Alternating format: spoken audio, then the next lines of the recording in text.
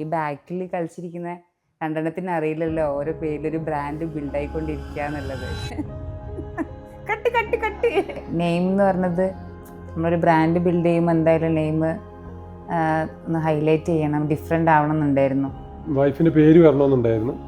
പിന്നെ നമ്മൾ ആലോചിച്ചപ്പോൾ രണ്ടാളും കൂടി പേരും കൂടി ആഡ് ചെയ്തിട്ട് ചെയ്യാമെന്ന് വിചാരിച്ച്. കാരണം എത്രത്തോളം ഈ പ്രോജക്റ്റ് നമുക്ക് ഇമ്പോർട്ടൻ്റ് ആണെന്നുള്ളത് നമുക്കറിയാം. അപ്പം മക്കൾ എന്ന് പറഞ്ഞാൽ നമുക്ക് അതിൽ വേറെ കോംപ്രമൈസ് ഇല്ല. അപ്പം അവരുടെ പേര് തന്നെ ഇതുണ്ടാവണമെന്ന് ഞാൻ എപ്പോഴും പറയും, എൻ്റെ മൂന്നാമത്തെ കുട്ടിയാണ് ഒമൈസ് എന്ന്. ഒമീദ് അവൻ്റെ നെയിമിൻ്റെ അർത്ഥം തന്നെ ഹോപ്പാണ്. ഐസുവിനെ സ്ട്രെങ്ത് ആയിട്ട് ഞാൻ കാണിച്ചിട്ടുള്ളത്. അപ്പോൾ അത് അങ്ങോട്ടും ഇങ്ങോട്ടും ഇട്ട് കുറേ റീവർക്ക് ചെയ്ത് അവസാനം അത്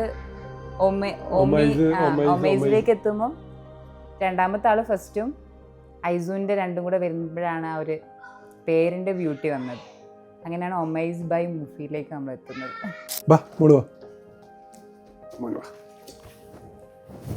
ഇതാണ് നമ്മൾ പറഞ്ഞിട്ടുള്ള ഒമൈസത്തെ ഒമിയും ഐസുവും.